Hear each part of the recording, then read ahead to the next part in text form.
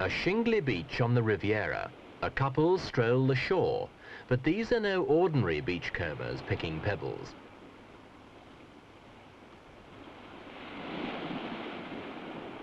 Jean and Jacline Mahie are a remarkable husband and wife team, whose life is bound up with fashioning one of the world's most precious commodities, gold.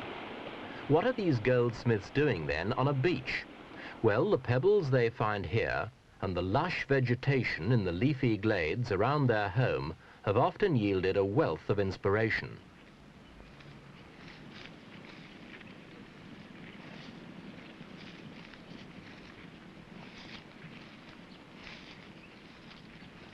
The shapes and texture of the natural things they come across in these secluded surroundings sometimes prompts a theme or an approach to a new item in the steadily growing collection of golden pieces they create here in the studio and workshop around which they've built their luxury home.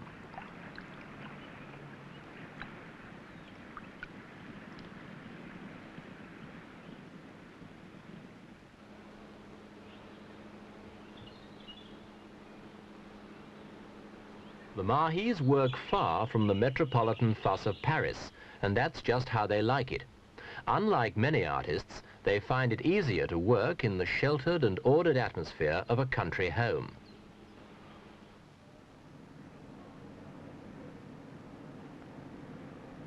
Jean Mahie's reputation for handmade jewelry reaches from France to America and the Middle East. But it all starts here, with a pile of gold bars, sheets, wire, and a blank sketch pad. Jean and his wife favor primitive motifs.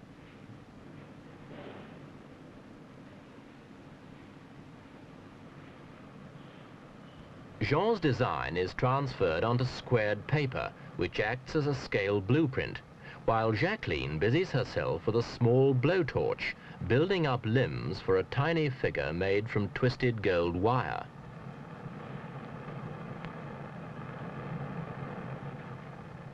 All the Mahie's methods are traditional. Nothing is ever molded or cast, and though symbols or patterns may recur, no piece is ever repeated or exactly copied. The unique quality naturally adds to the value of their work.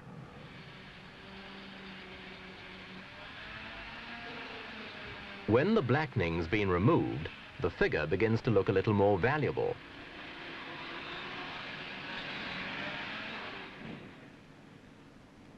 Even laborious jobs like this one have a certain glamour when the raw material is gold. This is how a gold chain is crafted. First out of wire wound around a former. Then Jacline snips off the loops and ends up with a pile of gold rings.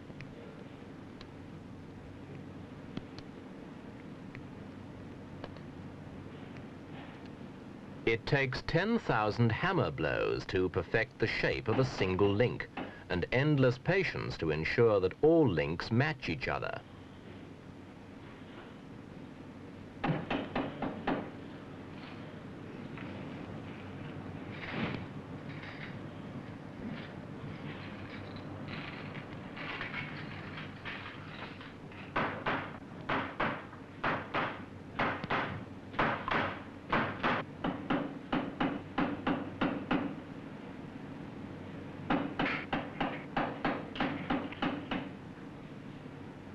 For Jean, the next step in making his medallion is to mark out and cut a disc from sheet gold to form a base.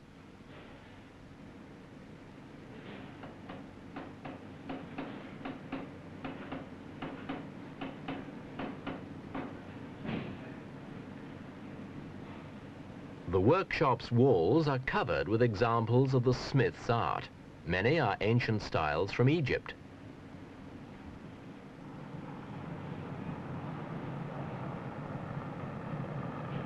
A mistake with that flame could prove expensive. Gold costs $150 an ounce, twice as much as it did a year ago. But the blow lamp, carefully used, produces small figures from cut-out shapes. These figures are for Jean's medallion. In this case, the design will not be etched out of a solid disc, but will be mounted onto a base.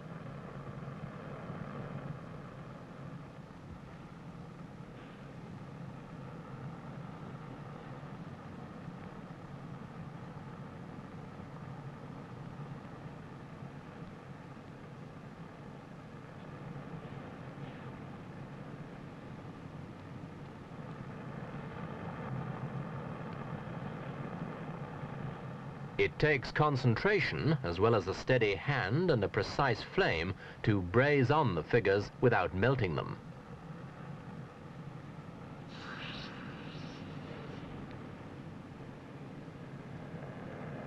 It's already pretty much like the design on Jean's pad. The next stage involves the use of a simple press to flatten the disc and its figures to a uniform thickness. Since gold is so soft, it's an easy job.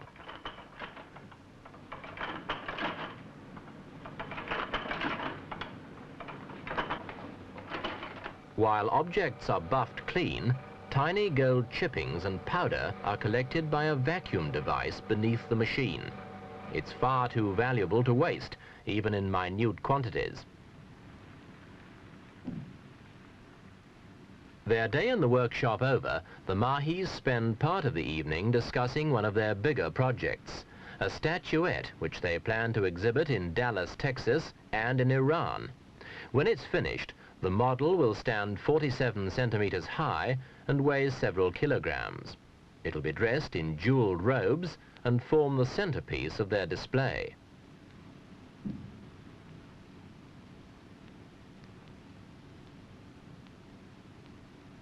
Those pebbles again, before the Mahie treatment.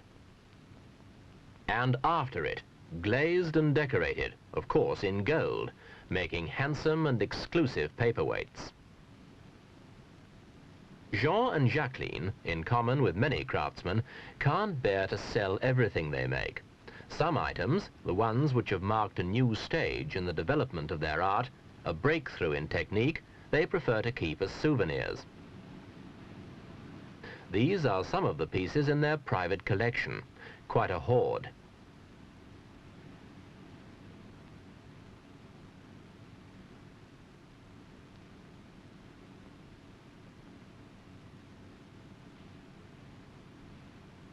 This miniature boot is Jacqueline's current favorite. She's got the texture just right. And this they call strolling figures.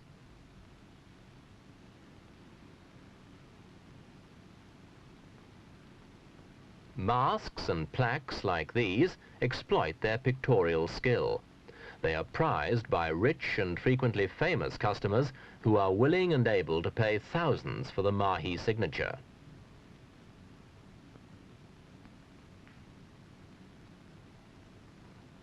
Most of the designs are simple and all have that feeling of freedom which Jean and Jacqueline hold so dear.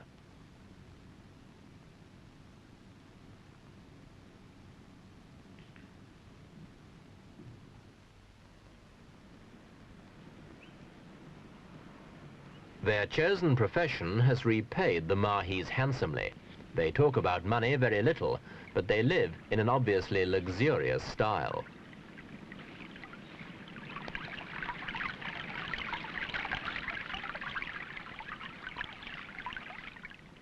Jean is something of a modern Midas, obviously loving the gold he works.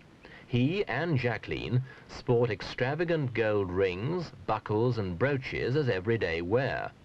And the extravagance doesn't stop at personal jewelry. It extends to the way they put it on display.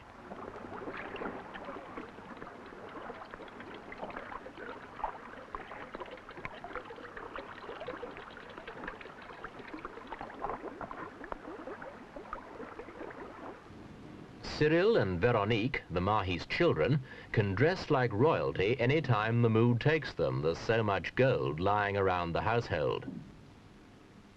The medallions created by their parents seem to leave them unmoved. But they do make ideal models. Even the family dog gets in on the act, with a collar that's probably the most valuable in the world. Where luxury is concerned, it must be the last word.